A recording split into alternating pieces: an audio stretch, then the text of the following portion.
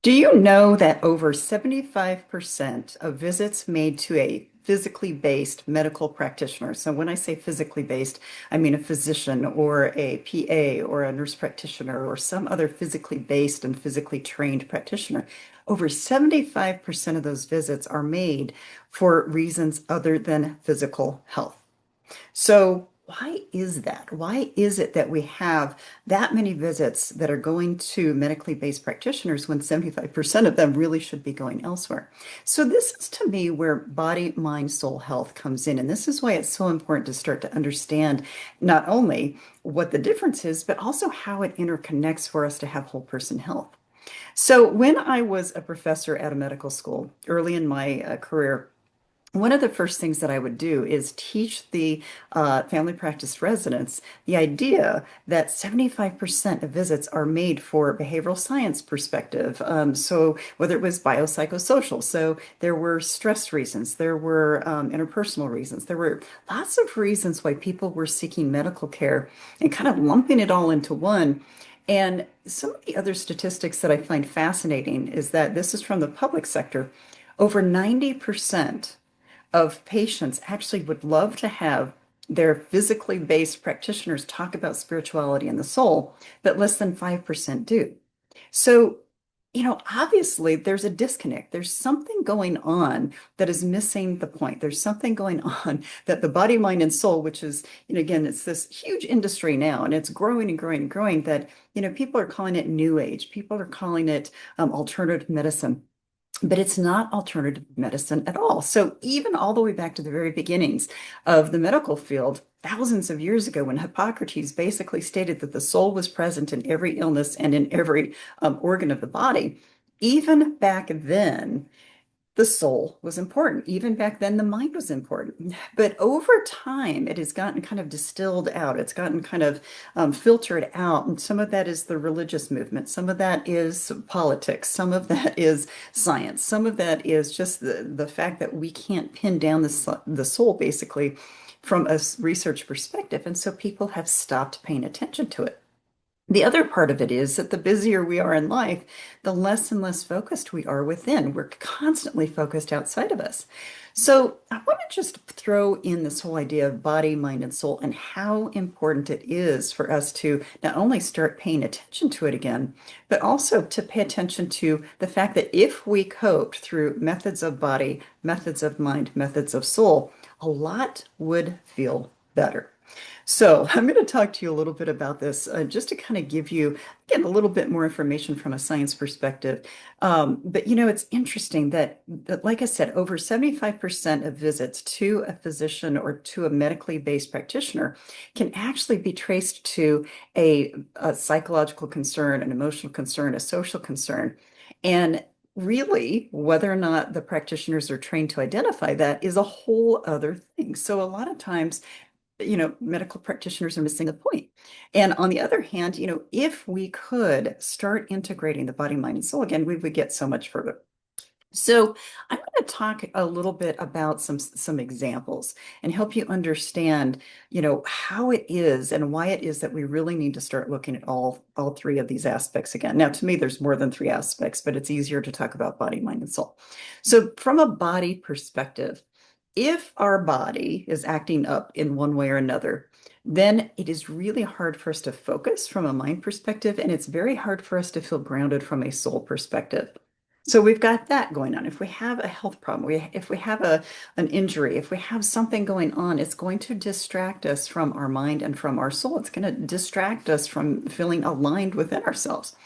And then we go to the mind. If the mind is overactive or underactive, a lot of times we don't make the choices that are going to be healthier for us from a body perspective. And certainly we aren't going to be able to tune in from a soul perspective.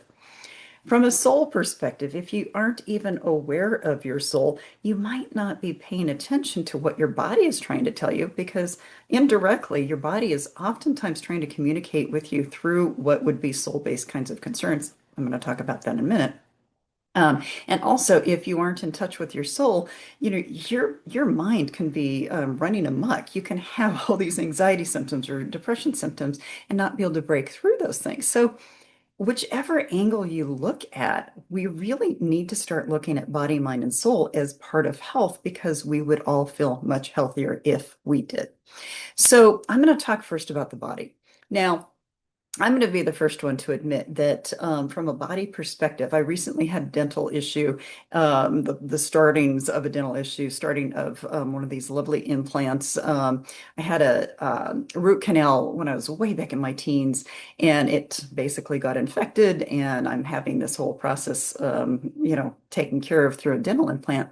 Now, the thing is, I have not had a removal of a tooth since I was in my teens from basically my wisdom teeth coming out. But oh my gosh, I was not expecting the discomfort that came from this. Now, granted, it was a pretty hard extraction. It was a very difficult kind of extraction. Even the dental assistant was like, "Oh my gosh, we really had to work on you a long time. You're going to be really sore." And she was right. I was really, really sore. And what was interesting about it, I was observing myself for the whole process of this, both during the procedure and really the 10 days after the procedure, and realizing, wow, I'm not connected with myself. I'm having a very hard time hearing myself. All of these thoughts were going through my mind as, oh my gosh, what if this thing is really bad? What if it's infected? What if, all the what ifs. And I was watching this because I usually use myself as a guinea pig to help myself understand how other people are reacting and responding. Now, in this particular case, again, I was watching all of this as at the same time of trying to stay grounded. But this was a situation where I was having a very hard time managing the pain. Now, they told me you're probably going to need meds every 4 to 6 hours. Those meds were not working up to that time. So every 2 to 3 hours, I was having a lot of breakthrough pain, and it was wearing on me. It was doing a number on me. And all the while in the back of my head, I'm watching myself going, gosh, this is what people with chronic pain feel. And so it started to open up some understanding for me to help, help me help other people more, to go, wow, the body really is so important to take care of, because if you don't ground yourself in your body, if your body is completely in discomfort all the time, you're not going to be able to get really clear reception, I would say, from a mind perspective, and certainly not from a soul perspective. For someone who has a worried brain, for example, so someone that worries all the time. I just had a session today with a client who is a constant worrier. She calls herself a fretter. And it's that idea that she knows it's bad for her, but it's like it runs amok and she lets it happen. She doesn't do anything to stop it. She has sleepless nights because of it. She has really groggy days because of it. And so it's one of those things where it's that idea that, wow, if I'm not taking care of my mind, I'm probably not going to take care of my body, because the next day I'm going to be so tired that I'm not going to exercise. I'm not going to do what's, healthy for eating. I'm not going to do the things that would naturally come into place if I wasn't feeling so bad. From a soul perspective, again, if your soul is misaligned with where you are in life, in other words, and again, there's so many ways I can talk about this, and I know it's a language people aren't used to, but if something does not feel right, it's going to distract you from a mind perspective and a body perspective. So I'm going to talk a little bit about mind body health for a second here, because I think this is going to help. There are books and books and books coming out about the whole idea of the connection between mind body health. So there are mappings of the body. There are encyclopedias of what kind of health concern you might have and what it might be related to from a soul side or from a spiritual side. So it's called metaphysical information. So metaphysical just means beyond the physical. That's all it means. It's not some woo-woo word. But if you look at the pure definition, it's beyond the physical. And it is so striking how many people will have a certain situation show up, and then lo and behold, you look in these encyclopedias, and that's exactly what's going on in their world. The chair of the department of the family medicine department that I worked in, he and I had a number of conversations about mind body health. And, I think he kind of kept some of it quiet because he was afraid to talk about it, because it's not talked about in medical school and it's not talked about in medical environments. But he talked a lot about the heart and how he watched clients and patients over the years have heart problems after they'd have breakups, or after they had severe grief, or after they had other kinds of concerns that really affected our emotional heart. And I remember those conversations and now wish I could go back and have even more of them with him to see what else he knew after his 30 or 40 years in the medical field. Um, that was one of few physicians that I actually ever heard talk about this kind of stuff. So again, it is so darned connected, and we aren't putting enough energy into understanding or treating people from the body, mind, and soul. Now, I'm going to go into a little explanation from a psychological perspective because I do talk to people about how do you treat things from the body, mind, and soul. The most natural approach to any kind of psychological concern is physical activity. And it is probably the most effective and with the least amount of side effects. But what that means is cardiovascular exercise rebalances every system in the body. Nothing else does that. And so, one of the first things I talk to people about is, are you getting cardiovascular exercise? Are you grounding yourself? And a lot of people are like, oh, I don't feel like it. I don't have the energy for it, or I don't like to sweat. The biggest challenge with that is that you're not attending to the body. If you attend to the body, a good portion of the mind stuff and the soul stuff is probably going to resolve itself. But a lot of people don't want to put the energy or the time into taking care of their bodies. And frankly, we're busy. We don't always have the time to go out and go for a long walk or a long run or do some aerobics or do something that's going to be cardiovascularly based. And yet, I can guarantee you that if you take care of your body in that way, a lot of the emotional stuff will balance out and you'll feel more grounded to make decisions. And a lot of your soul it may not completely resolve, but it's basically going to help you align with yourself to see what needs to happen. So, from a mind perspective, excuse me, a body perspective, we have to take care of the body. What about if your neurochemistry is off? It is not unlikely that, we have probably the statistics are about 25 to 30% of people have naturally imbalanced systems from a neurochemical perspective, meaning anxiety and depression are likely to be present in about 25% of people just from a genetic standpoint. Now, if you add in stress, the other thing to think about is that, if we have elevated cortisol levels, and those are the stress hormones, they are going to deplete the good chemicals in our body to the point where we are going to feel down, depressed, or anxious.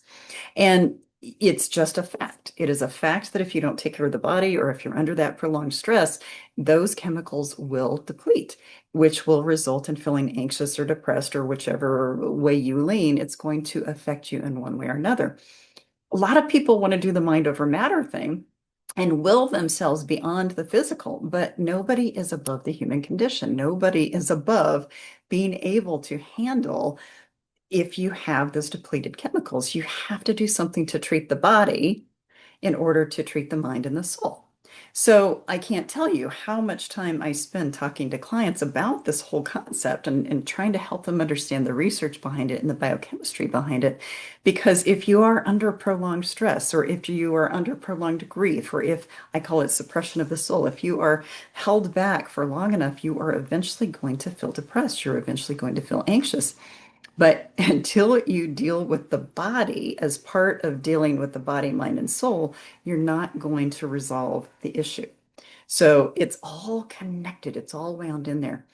Um, this could come from an acute situation. So, what happens if you have acute stress? Now, you might have a jolt to your system and you feel like you've had this drop to your biochemistry, or it might activate you. Same thing. It's like it's that whole treating the body before you can treat the mind and the soul. This is why I am not a pill pusher. I'm not someone that encourages people to go on meds right away. But if I've watched someone long enough have enough grief episodes of situations or have enough stress in their life, I pretty much can guarantee you that over time, those chemicals will be depleted. I know that from my own experiences in life. I know that from watching friends and family. And I definitely know that from the 38 years I've been working in mental health. So again, we have to do the body. We have to work on the mind. What are the kinds of thoughts that are creating continued like cycling of this kind of emotion?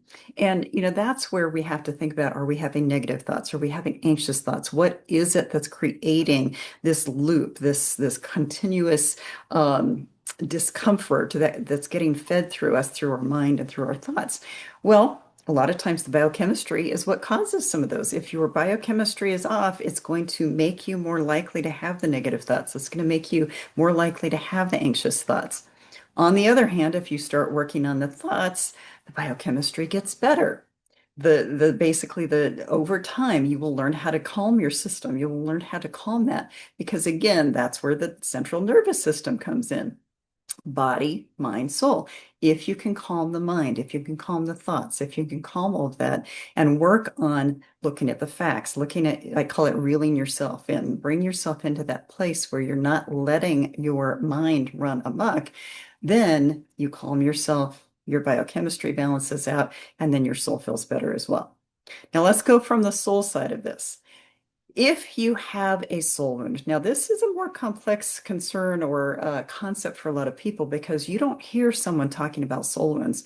But if you have what I call an energetic imprint on your soul from either past lives or current life, it is going to play a part in activating you or suppressing you in a way that is going to affect both your mind and your body. So we have to start thinking about this from this perspective of, wow, how is this thing, the mind, or excuse me, the body, mind, spirit, how are they all connected? I talk casually about this, but I could give you more and more research about how these are all connected because of the fact that when you really look into the information, it's all there. But a lot of people aren't putting it all together. And a lot of people are kind of still seeing the body very separate from the mind very separate from the soul very separate from the body. We have to start putting this together. We have to. Now, a client that I've worked with today, older woman, and um, again, she's the one that calls herself the fretter.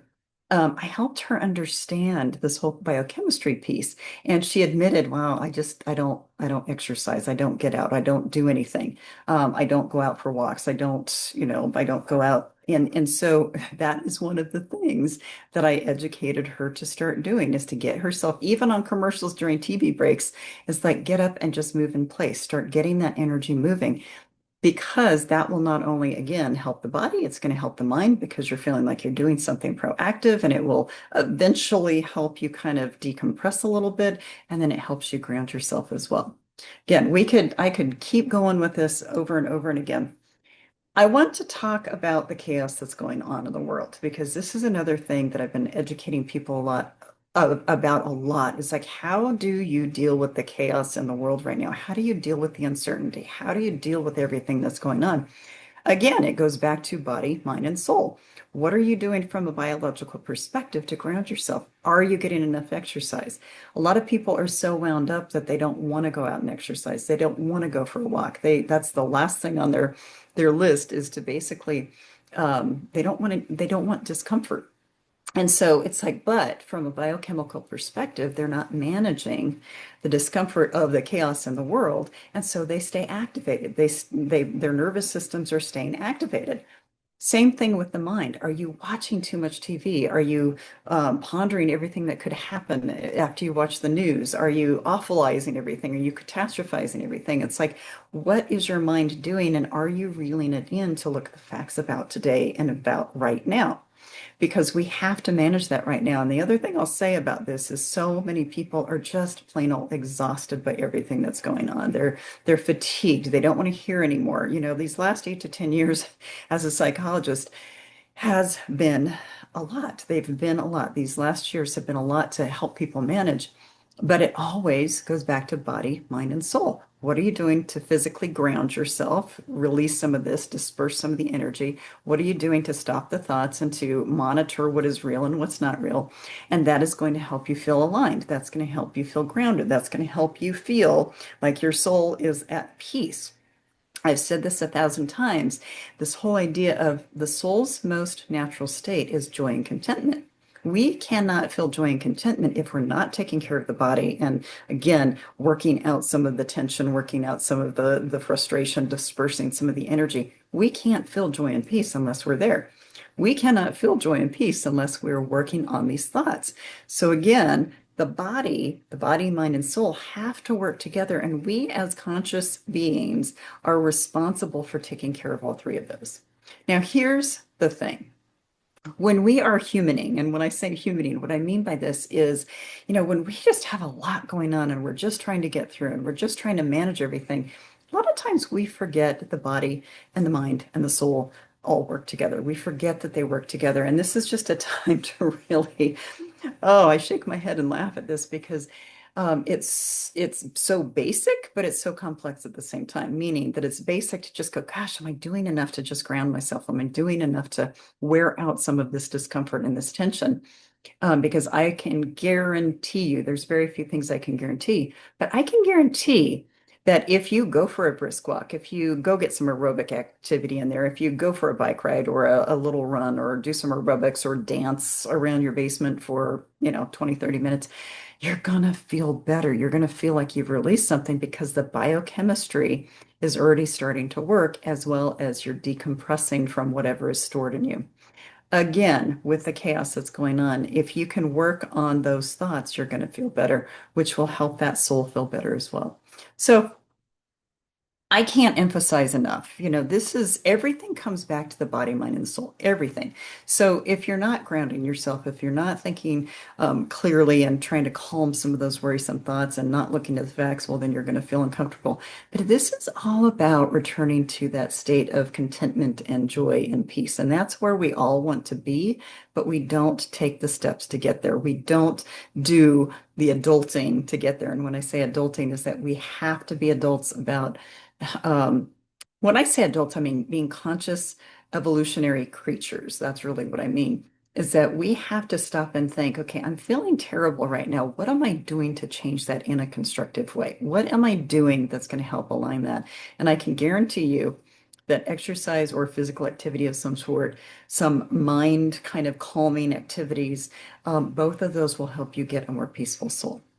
So this might have sounded like a lecture. That's not really what I meant, but it's this whole idea of we've got to start looking at body, mind, and soul as all connected again, or we're not going to get where we need to be. So I would love to hear your comments. I would love to hear your ideas. I would love to hear what you do so that we can help teach everybody again how to bring this ancient wisdom to the modern soul. How is it that we bring this back to connect ourselves and all parts of ourselves to move yourselves forward in the journey of soul health?